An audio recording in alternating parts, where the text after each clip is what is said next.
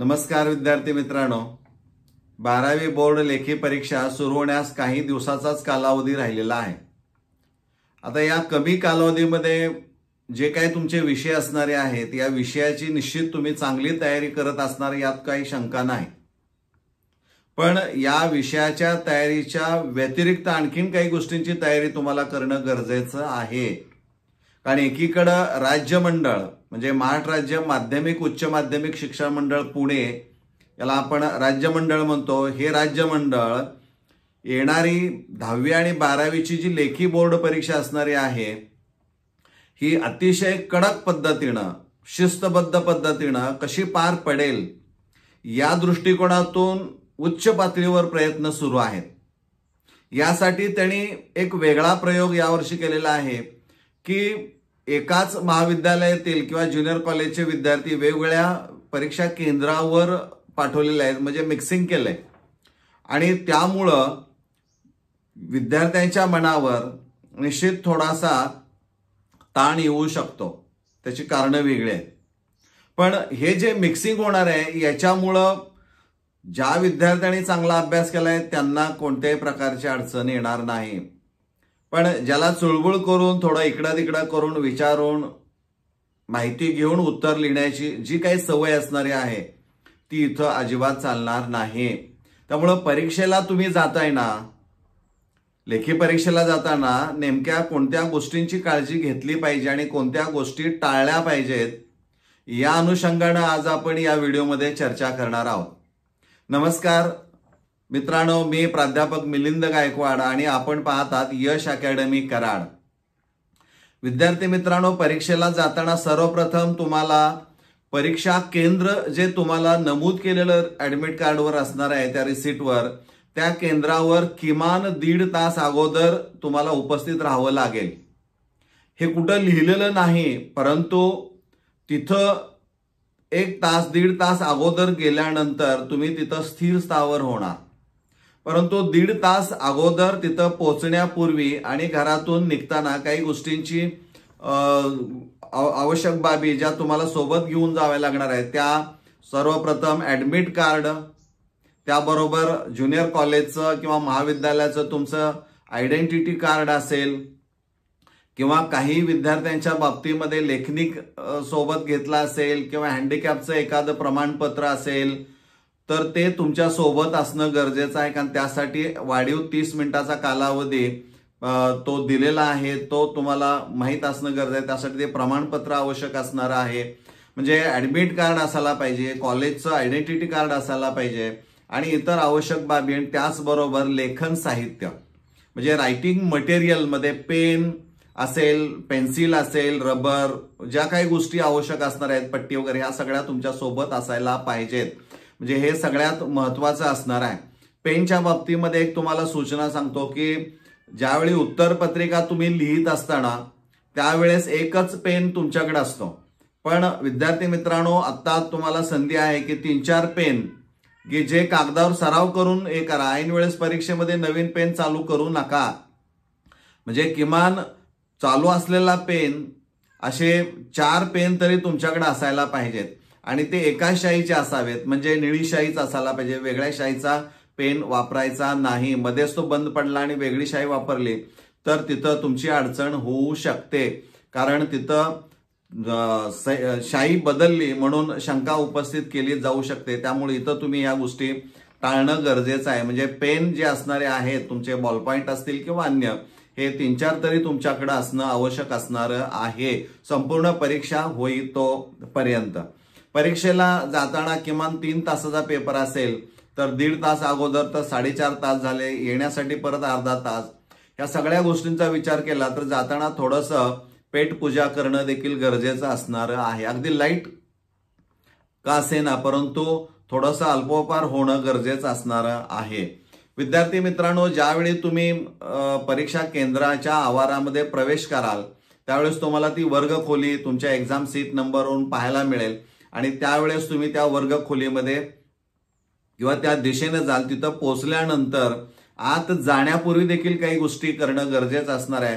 ते म्हणजे तुमच्या पायामध्ये असणारी चप्पल असेल, शूज असेल, सॉक्स असेल ते बाहेर काढून ठेवायचं आहे. बेल्ट असेल तर तोही बाहेर काढून ठेवायचा आहे. मोबाईल अजिबात परीक्षा केंद्रावर घेऊन जाऊ नका. तो तुमच्या सोबत आलेल्यांच्याकडे ठेवायला काही अडचण नाही. लिखाणासाठी तगड जो प्रकार असणार आहे तोही घेऊन जाऊ नका, कारण त्याच्यावरही काही गोष्टी लिहिलेल्या असणार आहेत. त्यामुळं कॉपी म्हणून ते विचारात घेतलं जाऊ शकतं. त्यामुळं चप्पल, बूट, सॉक्स किंवा रायटिंग पॅड ज्याला आपण म्हणू ते, बेल्ट, ह्या सगळ्या गोष्टी तुम्हाला, किंवा सॅक असेल, त्या सगळ्या वर्गाच्या बाहेर ठेवाव्या लागणाऱ्या आहेत. जे फक्त आत आवश्यक असणार आहे तेवढंच मटेरियल तुम्हाला घेऊन जावं लागणार आहे. आणि आत जाण्यासाठी आवश्यक असणार आहे किंवा त्या वर्ग परीक्षा हॉलमध्ये एक तुमचं ऍडमिट कार्ड आवश्यक असणार आहे आणि दुसरं कॉलेजचं आयडेंटिटी कार्ड असणार आहे आणि लिखाणासाठी असणारं साहित्य, ह्या गोष्टी आत. आणि रायटिंग मटेरियल जवळ ठेवलं असेल त्याच ठिकाणी तुम्हाला ऍडमिट कार्ड आणि महाविद्यालयाचं आय कार्ड तिथं वरच्याच बाजूला ठेवा की जे सहजासहजी पर्यवेक्षकाच्या निदर्शनामध्ये येईल. कारण ज्यावेळी तुम्हाला ती उत्तरपत्रिका दिली जाणारी आहे त्यावेळेस त्या उत्तरपत्रिकेमध्ये आवश्यक असणाऱ्या गोष्टी सगळ्या पहिल्या पानावरच्या सगळ्याच्या नोंदी ऍडमिट कार्डच्या साह्यानं भरून घ्या. कुठं खाडाखोड करू नका. तुमची स्वाक्षरी करा आणि स्वाक्षरी केल्यानंतर पुन्हा ते पर्यवेक्षक असणार आहेत ती भरलेली माहिती अचूक आहे का नाही ते ऍडमिट कार्डच्या साह्यानं, तुमच्या आयडेंटिटी कार्डच्या साह्यानं ते सगळं तपासणी करून घेतील आणि त्यांची स्वतःची स्वाक्षरी त्या ठिकाणी करतील. म्हणजे हे सगळी प्रोसिजर केल्यानंतर पुन्हा बारकोड स्टिकर जो असणार आहे तो तिथं शक्यतो त्यांच्या मदतीनं करा. तुम्हाला व्यवस्थित करता येत असेल तर करा. बारकोड तिथे एक परफोरेटेड लाईन असते, त्या लाईनच्या बरोबर आणि उत्तरपत्रिकेची परफोरेटेड लाईन ती बरोबर एका जुळली पाहिजे, त्या ठिकाणीच तुम्ही ते जोडणं गरजेचं असणार आहे. म्हणजे तिथं सगळी माहिती अचूक लिहिणं गरजेचं आहे. त्यानंतर पट्टीच्या साह्यानं जशा रेषा तुम्हाला सराव परीक्षेला सांगितलेल्या असणार आहेत त्याप्रमाणे तुम्ही त्या आखून घेऊ शकता. आता तुम्हाला प्रश्नपत्रिका ज्यावेळी मिळेल त्यावेळेस 10 मिनिटाचा पहिला जो वेळ असणार आहे तो वेळ तुम्हाला ती संपूर्ण प्रश्नपत्रिका वाचण्यासाठी असणार आहे. ती प्रश्नपत्रिका मन लावून वाचा, पहिल्यापासून शेवटपर्यंत प्रत्येक प्रश्न नीट समजून वाचा. 10 मिनिटं म्हणजे खूप वेळ आहे आणि त्यामध्ये तुमचा स्पीड हा ऑटोमॅटिक वाढलेला असतो. म्हणजे 10 मिनिटांमध्ये ती सगळी प्रश्नपत्रिका शांत डोकं ठेवून वाचणं गरजेचं असणार आहे. आणि ते एकदा शांत डोक्याने वाचल्यानंतर तुमच्या लक्षात येईल प्रश्नांची मांडणी आणि त्याची उत्तर लेखनाची पद्धत. म्हणजे कोणता प्रश्न मला अगोदर सोडवावा लागणार आहे जो सोपा असेल तो, त्याची आखणी तुम्हाला जर डोक्यात ठेवायची असेल तर ठेवू शकता. नसेल तर तुम्ही उत्तरपत्रिकेच्या शेवटच्या पानावर पेन्सिलच्या साह्यानं देखील तिथं काही गोष्टी लिहू शकता. ते काही कॉपीड म्हणून गृहीत धरलं जाऊ शकत नाही कारण तुमच्या त्या आन्सर शीटवरच ते असणार आहे. म्हणजे तुम्हाला पुन्हा अडचणी येऊ नयेत म्हणून तिथं जसं आठवेल तसं त्या ठिकाणी तुम्ही लिहू शकता. म्हणजे ते रफ पेज म्हणून तिथं देखील तुम्ही लिहिलं तर तुम्हाला फारशी अडचण येणार नाही. त्याच देखील प्रश्नपत्रिका ज्यावेळी तुम्हाला मिळेल त्या प्रश्नपत्रिकेवर एक्झाम सीट नंबर पहिल्यांदा लिहिणं अपेक्षित असणार आहे. प्रश्नपत्रिकेवर कोणत्याही प्रकारच्या टिकमार्क किंवा काही खुणा अजिबात करू नका. म्हणजे एमसीक्यू असेल तर त्यात ए ला, बी ला, सी ला कुठंतरी अंडरलाईन बारीक अजिबात करू नका. ती कॉपीड केस म्हणून ग्राह्य धरली जाऊ शकते, हे आपण लक्षात ठेवणं गरजेचं असणार आहे. परीक्षा सुरू झाल्यानंतर उत्तरलेखन तुम्ही उत्तरपत्रिकेमध्ये लिहायला सुरुवात कराल. दरम्यान बऱ्याच वेळा असं होतं की काही प्रश्न अवघड आल्यानंतर घाम फुटतो आणि मग पाणी प्यावंसं वाटतं. त्यावेळेस पाणी जर तुम्हाला प्यायचं असेल तर जागेवर फक्त तुम्ही असं बोट वर करायचं आहे आणि पर्यवेक्षकांचं लक्ष त्याकडे असणार आहे. ते तुम्हाला विचारतील काय हवं आहे तर पाणी तुम्हाला जागेवर पाणी पोच करण्याची व्यवस्था असणारी आहे. त्यामुळं उभा राहून तुम्ही काही करायची गरज नाही. तुम्ही हाताचं बोट असं वर केलं तर तुम्हाला ती सोय केली जाईल. किंवा पुरवणी तुम्हाला अपेक्षित असणार आहे. लिखाण तुम्हाला सगळा पेपर सोपा वाटतं, भरभर लिहिताय आणि पुरवणी अपेक्षित असणार आहे तर त्या पुरवणीसाठी देखील जागेवर बसून तुम्ही असं बोट वर केलं तर पर्यवेक्षक तुमच्याकडे पाहतील आणि लगेच तुम्हाला काय मागणी विचारतील किंवा काय अपेक्षित आहे तर तुम्ही पुरवणी मागितली तर ती पुरवणी तुम्हाला तिथं आणून दिली जाईल. त्या पुरवणीवर जे काही सुरुवातीला माहिती भरायची आहे ती माहिती अचूक भरणं आवश्यक असणार आहे. ती माहिती तुम्हाला भरावं लागेल कारण त्यावर पुन्हा हॅलोक्राफ्ट हा शेवटच्या 10 मिनिटांमध्ये तो तिथं चिकटावा लागणारा असणारा आहे. म्हणजे मुख्य उत्तरपत्रिका आणि जेवढ्या सप्लिमेंट घेतल्या असणार आहेत त्या सप्लिमेंटवर देखील तो तुमचा नंबर असतो, त्यामुळे हॅलोक्राफ्ट तिथं चिकटवणं आवश्यक असणार आहे. त्याचबरोबर परीक्षा चालू असताना आजूबाजूला जे काही तुमचे विद्यार्थी तुमचे मित्र असतील किंवा नसतील, परंतु बऱ्याच वेळा असं होतं की अडचण आलं की शेजारच्याला विचारायची सवय असते. परीक्षा कडक आणि शिस्तीमध्ये व्हाव्यात यासाठी खूप मोठी यंत्रणा वर्गामध्ये आणि वर्गाच्या बाहेर वरांड्यामध्ये देखील राबवलेली आहे आणि राबवली जाणारी आहे. आणि त्यामुळं कुठेही असं मिसबिहेवपणा तुमचा त्या एक्झाम हॉलमध्ये दिसता कामा नये.